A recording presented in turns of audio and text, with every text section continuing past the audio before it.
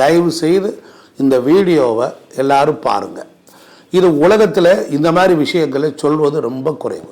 ஸ்ரீ குருப்பியோ நமக, ஸ்ரீ மாத்ரே நமக, ஸ்ரீ ரமண மகரிஷி குருவடிகள் போற்றி.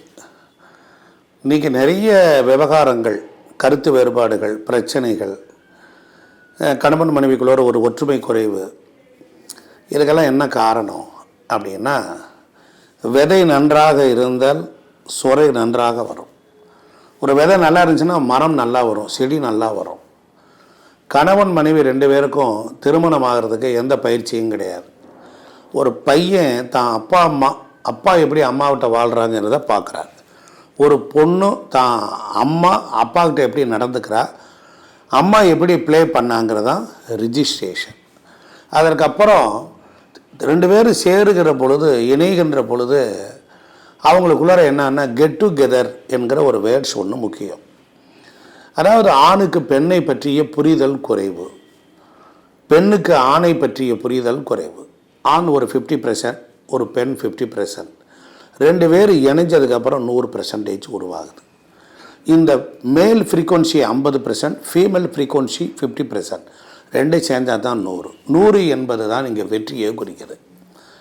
நிறைய பேர்களுக்கு பயாலஜிக்கலாக ஃபாதர் மதர் ஆகிறதுக்குரிய உடல் தகுதி வந்துடுது நான் சொல்கிறது. அதனால் இணைஞ்சாங்கன்னா குழந்தை பெற்றுக்குவாங்க. ஆனால் சைக்கலாஜிக்கலாக அவங்க அப்பாவோ அம்மாவோ ஆகிறாங்களான்னா தெரியலை. ஒரு பெண்ணை பார்க்குறாங்க. இன்றைக்கி நிறைய தாமத திருமணத்தில் நடந்தும் கூட சேர்ந்து வாழ முடியல. அந்த காலத்தில் லேட்டாக கல்யாணம் ஆகிட்டா கணவன் மனைவி ரொம்ப அந்யோன்யமாக இருப்பாங்கன்னாரு. ஒரு பெண் கல்யாணத்துக்கு தயாராகனா உடல் ஃபிட்னஸ் மாத்திரம் பத்தாது. தான் ஒரு விஷயத்தை சொல்கிறேன், தான் இங்கேருந்து கிளம்பி ஒரு வீட்டில் போய் அவள் வாழணும் அப்படின்னா முதல்ல ஒரு இயற்கை ஒரு விஷயத்தை சொல்லுது. தயவு செய்து இந்த வீடியோவை எல்லாரும் பாருங்கள். இது உலகத்தில் இந்த மாதிரி விஷயங்களை சொல்வது ரொம்ப குறைவு. நம்ம விவசாய பூமி, விவசாயத்துக்கு நாற்று நடுவார்கள். விதையெல்லாம் போட்டதுக்கு நாற்று வளர்ந்ததுக்கப்புறம் என்ன பண்ணுவாங்கன்னா, அதை பிடுங்கி என்ன பண்ணுவாங்க, நாற்றை பிடுங்கி ஒரு கட்டு போட்டு தண்ணியில் அலசி தான் வாழ்ந்த இடத்தினுடைய மண் எல்லாத்தையும் அலசி நாற்றை கொண்டாந்து தனியாக வச்சுருப்பாங்க. இன்னொரு இடத்துல பாத்தியில் கொண்டு போய் நடுவாங்க. தான் பிறந்த இடத்திலிருந்து 21 ஆண்டுகள் வாழ்ந்து அந்த பெண் போய் வேறு ஒரு இடத்தில் போய் வாழ வேண்டும். ஒரு பெண் பூமிக்கு சமானம், ஒரு ஆண் மகன் விதைக்கு சமானம். ஒரு நல்ல பூமியில் நல்ல விதை வந்தால் அது செடி கொடிகள் தாவரம் சிறப்பாக இருக்கும். இந்த இடத்துல நான் என்ன சொல்ல வரேன், ஒரு பெண் தன் வீட்டிலிருந்து இன்னொரு வீட்டுக்கு போனால் அந்த வீட்டில் உள்ள விதைகளை ஆண் மகனிடத்திலிருந்து வாங்கி அந்த வீட்டில் வம்சத்தை விருத்தி செய்ய வேண்டியவள் என்ற ஒன்று. இதிலிருந்து இப்போ மாறி போய் என்னாச்சு அப்படின்னு கேட்டால் வேறு மாதிரி போயிடுச்சு. இப்போ எப்படின்னா ஈக்குவல் ரைட்ஸ் கேட்குறா. அங்கே போய் என்ன பண்ணுறா, விட்டு கொடுத்து வாழ்வது இல்லை. அங்கே போனதுக்கப்புறம் தன் வீட்டில் எப்படி வாழ்ந்தாலும் அதே மாதிரி தான் அவள் வாழ்க்கையை நடத்துகிறான். ஆக என்ன நினைக்கிறா என்றால், இங்கே பெண்ணுக்கு ஆணுக்கு பெண் அடிமை இல்லை. நான் அதை வலியுறுத்தவும் இல்லை, தவறாக புரிந்து கொள்ள வேண்டாம். ஆனால் திருமண பந்தத்தில் ரெண்டு பேருக்கும் உனக்கு என்ன பிடிச்சிருக்கு, உனக்கு எப்படி நான் நடந்துக்கிறோம். ஒரு ஃப்ரெண்டுக்கிட்ட கூட நம்ம என்ன பண்ணுறோம், நம்ம ஆசை அபிலாசைகள் கோபதாபங்கள்லாம் என்ன பண்ணுறோம் புரிஞ்சுக்கிறோம். அவள் சகிச்சு போகிறான். உங்கள் ஃப்ரெண்டு 20 வருஷம் பழகிருக்கும், 10 வருஷம் பழகிருக்கும், அவகிட்டே நீங்கள் அனுசரித்து போகிறீங்களே. ஆனால் ஏன் நீங்கள் கல்யாணமான ஒரு ஆண் ஒரு பெண்ணுக்கிட்ட அனுசரித்து போகக்கூடாது? நீங்கள் நிறைய பேர் கல்யாணம் ஆன பிறகு அப்பா அம்மா பேச்சை கேட்காதீங்க, தயவு செய்து ரோல் பண்ணாதீங்க. இப்போ ஒரு வீட்டில் கல்யாணம் முடித்து ஒரு கப்புள்ஸ் போய் வாழ்கிறாங்க, ஒரு கூட்டு குடும்பமாக இருக்குதுன்னு வச்சுக்கோங்க. அங்கே இருக்கிற அந்த மாப்பிள்ளையோட அக்கா தங்கச்சி தான் அவங்க என்ன பண்ணாங்க, இந்த பொண்ணுக்கு என்ன பண்ண அவள் அப்படி பண்ணுறா இப்படி பண்ணுறான்னு அன்னதேவ சொன்னார். இந்த துன்பம் தான் இன்றைக்கி நிறைய பிரச்சனை. அதே போல் கல்யாணமாக பொண்ணே கிடைக்கலேன்னு அம்மாக்காரங்க அலைஞ்சி தெரிஞ்சு ஒரு மாப்பிள்ளைய ஒரு பொண்ணை பார்த்து கட்டிட்டு வர்றாங்க பையனுக்கு. வந்ததுக்கப்புறம் என் மகளாட்டம் வச்சுக்கோங்கிறார். எந்த மகளாட்டம் வச்சுருக்கீங்க, எப்படி நீங்கள் ப்ளே பண்ணுறீங்க? உங்களையும் அறியாமல் அவளை என்ன பண்ண தான் மகன் மருமகள் சந்தோஷமாக இருந்தால் உங்களுக்கு இயற்கையிலே பிடிக்கலையே. நாங்களாம் அப்படி இல்லைன்னு நீங்கள் சொல்லலாம். எத்தனை பேருங்க வெளியில் சொன்னீங்க உள்ள. அப்புறம் ரெண்டாவது சந்தோஷமாக சிரித்து மகிழ்ச்சியாக அப்படி இருந்தால் தானே அதுக்கு தானே பொண்ணை கல்யாணம் பண்ணீங்க. அவங்க ஒன்று மண்ணா இருந்தால் தானே வாரிசை பெற்று போடுவாங்க. அப்புறமேல் என் பையன் பேச்சை கேட்க மாட்டேங்கிறா இருக்கானா இருக்கட்டும், அவர் ரோல் அப்படி கொஞ்ச நாள் ஆனால் புரிஞ்சுக்கோல்ல. பயிற்சி முயற்சி வரணும்ல, இல்லையில தனியாக அங்கேருந்து ஒரு ஆள் இங்கே ஒரு ஆள் வந்து எப்படி வாழ்வா? அதனால் நான் கேட்குறது எல்லாம் குடும்ப சீரழிவு காரணம் மாமியார்னால தான் ப்ராப்ளம்.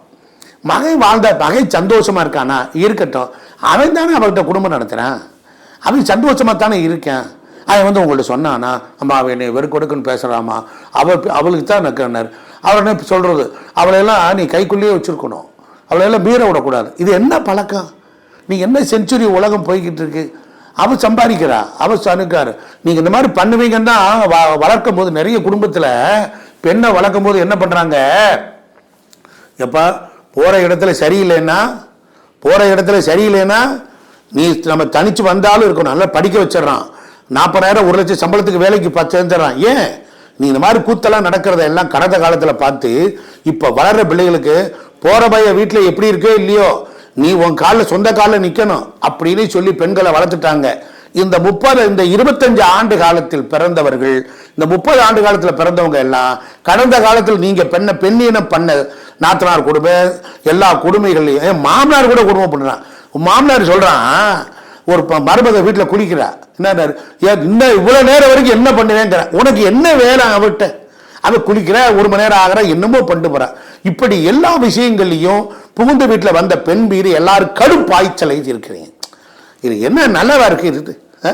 அவன் எங்கேயோ வளர்ந்து வந்து இருக்கா, ஏன்னா அவன் சோத்துக்கு இல்லாமல் இருந்தானா பெத்தவன், நகை நட்டு போட்டு கொடுத்து சொத்து எழுதி கொடுத்து காரை கொடுத்து அவனை படிக்க வச்சு முட்டாளான அழகாக்கியிருக்காயா. அவன் வாழ்ந்ததே பிள்ளைகளுக்காக தாயா. அவன் சம்பாரிச்ச காசு புள்ள பொண்ணை படிக்க வச்சு சம்பாரிச்ச காசு புள்ள கொட்டி கொடுத்து பண்ணி கல்யாணம் பண்ணி கொடுக்குறாயா. அவனுக்கு பிள்ளைய வச்சு ஒழுங்கா வாழ வேண்டாம் ஐயா. என்ன இதுதானா? அவன் எவ்வளவு காலம் அவனுக்கு வாயில் முழு சோறு போட தெரியாதா? என்ன உலகம், என்ன உலகம்?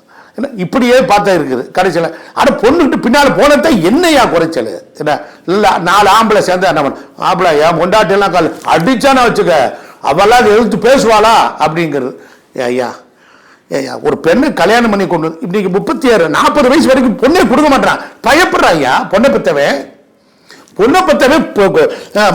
மாப்பிள்ளையார் பயந்து சாகுறான். என் பிள்ளை என்கிட்டே இருக்கட்டும், உடனே சொல்ல வச்சுக்க போட கல்யாணம் பண்ணி 3 மாசத்துல டைவர்ஸ் ஆகி போய் தொலைது. 3 மாசம் வேதனைப்பட மாட்டானா? வாழ்நாள் முழு சம்பாரிச்ச காசெல்லாம் பொண்ணு கல்யாணத்துக்காக கொட்டி செத்து போயிடும். அவங்க பாவ சாபம். என்னையா கர்மம், என்ன பாவம் பண்ணாங்க? இப்படிதான் நடக்குது. இந்த மாதிரி புரிதல் குறைவு. பொண்ணோட அம்மா அதுக்கு மேல இவங்க தான் இப்படி பண்றாங்கன்னா, அந்த அம்மா என்ன பண்ணுது, பொழுதனைக்கு போடு நச்சுன்னு போன், என்ன செய்யற ஏது பண்ற, அவங்க வீட்டில் நடந்தது சொன்னா அப்படிலாம் நீ விட்டக்கூடாது, நீ உள்ள போ, நீங்க நல்ல விதமா சொல்லி கொடுங்கம்மா, நல்ல விதமா சொல்லி கொடுங்கம்மா, உங்க காலில் எல்லாம் விழுகிறம்மா. நிறைய இருக்கு கோர்ட்டு கேஸு டைவர்ஸு, பயமா இருக்குது இந்த உலகம். நீ ஒருத்தர் எனக்கு ஃபோன் பண்ணி சொல்றாரு, நீ வருங்காலங்களில் எந்த பொண்ணும் எந்த மாப்பிள்ளையும் கல்யாணம் பண்ணாதுங்கிறான். அப்போ உலக அழிவுக்கு இதுதான் காரணம் போல இருக்கு. எனக்கு ஒன்றுமே புரியல. முதலில் பெண்ணுக்கு ஆணை புரிந்து கொள்ள வேண்டும். என் மாப்பிள்ளைக்கு என்ன பிடிக்கும் பிடிக்காது, அது தகுந்த மாதிரி ரோல் பண்ணுங்க. அந்த வீட்டுக்கு போயிருக்கீங்க, மாமியாருக்கு என்ன பண்ணும், நான் ஒரு விஷயம் சொல்லித்தரவா பெண்களுக்கு, நீ இல்லாம உன் மாமியார் எழுந்திருக்க முடியாது, தூங்க முடியாது, நீ இல்லாம வாழ முடியாத அளவுக்கு நீங்க ஏன் அந்த வீட்டை நீங்க அன்பால நிரப்பக்கூடாது. உங்க மாமியாருடைய குணங்கள் தெரிந்து கொள்ளுங்கள், நாத்தனோட குணம் தெரிஞ்சுக்கங்க, கொஞ்ச காலம் ஃப்ரீயா இருங்க, அப்புறமேல் பாருங்க. என் மருமகள் எல்லாம் நான் எதையும் செய்ய மாட்டேன், மாமனார் சொல்லுவார், மருமக சொல்லுவார். சகிப்புத்தன்மையும் பொறுமையும் இது ரெண்டும் கல்யாணம் ஆன காலத்தில் கொஞ்சம் இருங்க, போய் ஒரு பார்வையாளராக மாத்திரம் இருங்க, உங்களுக்கு எந்த துன்பம் வராது. உங்க மாப்பிள்ளைக்கு அந்யோன்யமா இருந்துக்குங்க, புரியுதுங்களா? அதனால நிறைய குடும்பங்கள் மாமியார் சொல்றாரா, அத்தை நீங்க என்ன சொல்றீங்க, நான் என்ன செய்யட்டும், இது மாத்திரம் நீங்க மெயின்டைன் பண்ணுங்க, பண்ணீங்கன்னா போதும், கொஞ்சம் புரிதல் இருந்தால் போதும், வாழ்க்கையில் அப்படியே ஜெயிச்சிடலாம். நிறைய டைவர்ஸே வராது. அதனால் பொண்ணும் ஆணும் சரியான குடும்பம் நடத்துவதற்குரிய பயிற்சியும் முயற்சியும் இருக்கணும். இதெல்லாம் இல்லை. Art of parent. நீங்கள் எப்போ ஒரு அப்பாவாக போகிறீங்க, நீங்கள் எப்போ ஒரு அம்மாவாக போகிறீங்க, அதற்குரிய தகுதியும் தரமும் வச்சுக்கோங்க. இது மாதிரி நிறைய விஷயங்கள் இருக்குது. இது உலகத்தினுடைய பார்வையாளராக இருந்து நான் பார்த்தது, நான் கொஞ்சம் எமோஷன் ஆகிருப்பேன், வேறு வழி இல்லை. ஏன்னா பொம்பளை பிள்ளை பெற்றவனுக்கு தான் அருமை தெரியும். அப்போ ஆம்பளை பிள்ளை பெற்றவங்களுக்கு அருமை இல்லையா இருக்குது. பிரச்சனைன்னு வந்துட்டால் பொம்பளை தான் சிதைந்து போகிறாள். இந்த பெண் இனத்தை பாதுகாக்க வேண்டுமானால் ஒவ்வொருவரும் புதிதாக கல்யாணம் ஆக போகிறவர்களும் மாணவர்களும் மனைவியை கொஞ்ச வேண்டும், நேசிக்க வேண்டும், அவளை பழக வேண்டும். அந்த காலம் மாதிரி வெறும் போகப் பொருள் படுக்கை சுகத்துக்கு மாத்திரம் நம்பிக்கிட்டு இருக்கிற ஆண்கள், நீங்கள் உங்கள் எண்ணங்களை மாற்றிக்கொள்ள வேண்டும். அதுதான் நான் உங்களுக்கு இந்த சமூகத்துக்கு கொடுக்குற மெசேஜ். அதனால் அவர்களும் ஏர்னிங் பண்ணுறாங்க, லேர்ன் பண்ணுறாங்க, சொசைட்டியில் நல்லா வாழ நினைக்கிறாங்க. அவங்களுக்கும் மான அவமானங்கள் இருக்கிறது. உங்களுக்கு நீங்கள் எப்படி எதிர்பார்க்குறீங்களோ ஈக்குவல் ரைட்ஸ் இருக்குது. இந்த 50 அந்த 50 இடத்தில் தஞ்சமடைய வேண்டும், 50ஐ அனுசரிக்க வேண்டும். 100 என்கிற வெற்றி முழுமையான வாழ்க்கை. அந்த காலத்தில் கல்யாணம் முடித்தாங்கன்னா 40 வருஷம் 50 வருஷம் வரைக்கும் ஒன்றா வாழ்ந்திருக்காங்க. இன்று இல்லாததுக்கு காரணம் கால மாற்றங்கள், கால தேச வர்த்தமானம் மாற்றங்கள். இந்த மாற்றத்திற்கு தகுந்தபடி நீங்கள் அப்டேட் ஆகணும், அப்கிரேட் ஆகணும் என்பதை சொல்லி எல்லாரும் இணைவெறியான சந்தோஷமாக வாழ எல்லாமல்ல பகவன் நாராயணனை வேண்டி திருப்பாதங்களை பணிகின்றேன். ஸ்ரீரங்க நாச்சியார் ஸ்ரீரங்க ரங்கநாதனை தரிசியுங்கள், வாழ்வில் அத்தனை சுகத்தையும் பெறுங்கள். நன்றி, வணக்கம்.